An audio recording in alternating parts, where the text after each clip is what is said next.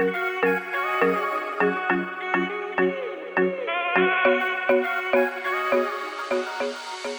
everyone, we're Katie and Drew Taylor from Catholic Link. Both Drew and I didn't grow up as practicing Catholics or Catholic, but we grew up with this desire to search for truth. The Catechism of the Catholic Church in paragraph 27 discusses the desire for God as written in the human heart because man was created by God and for God, and that God never stops drawing man to himself. And only in God does man find the truth and the happiness that he never stops searching for.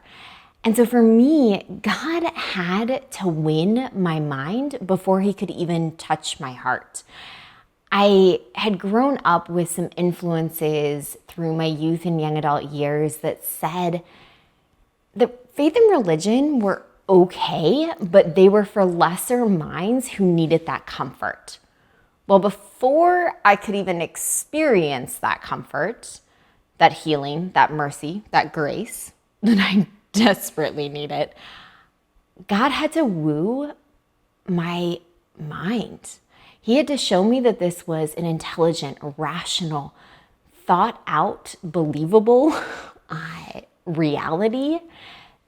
And he did a beautiful job in that process that ultimately led me to him and his church, the Catholic Church. I had a similar experience where I had this initial encounter with Christ at a conference, but it left me with the question of who is God? Who is this Jesus? And every question that I had, the Catholic Church had 2,000 years worth of really good answers. So St. Augustine says that our hearts are restless until we rest in you, O God. So how do we live lives that can rest in God? I would say the first thing we can do is we can start to train our intellect to continue to search for truth, because we need to start cultivating this curiosity of this truth and to search for it, because our intellect is what forms our conscience, and we have an obligation to obey a rightly formed conscience, whereas consciences that aren't formed correctly lead to bad decisions. Like if your conscience told you that you should jump out of an aircraft without a parachute on, that would be a really, really poorly formed conscience for most people. And he would know. He has over 600 skydives.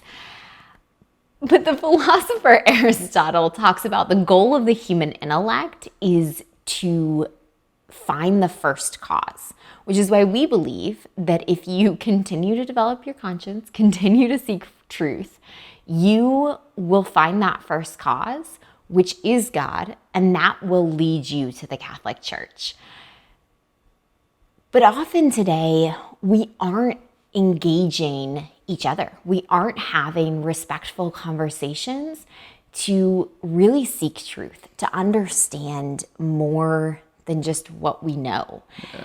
Often our conversations end with, well, that's what you believe, this is what I believe.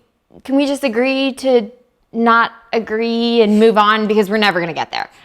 But we didn't even have the conversation. So therefore, we cannot grow in our intellect.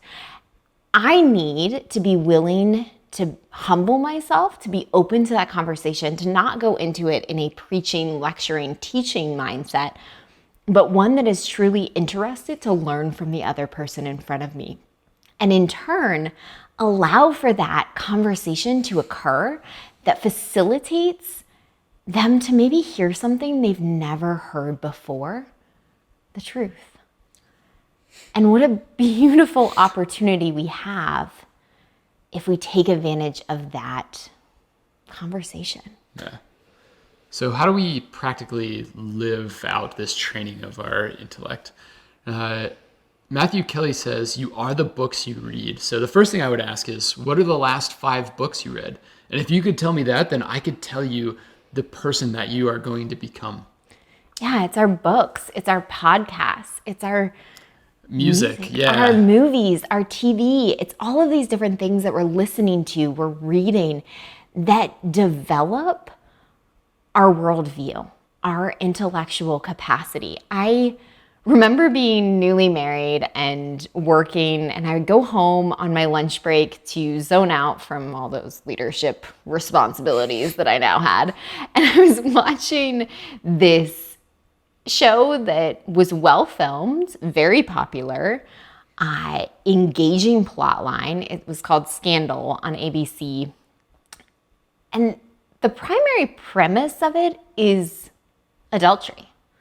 Well, I don't believe in adultery, but I had bought into the storyline. I had invested in these characters. And so I was addicted to watching this on my lunch break.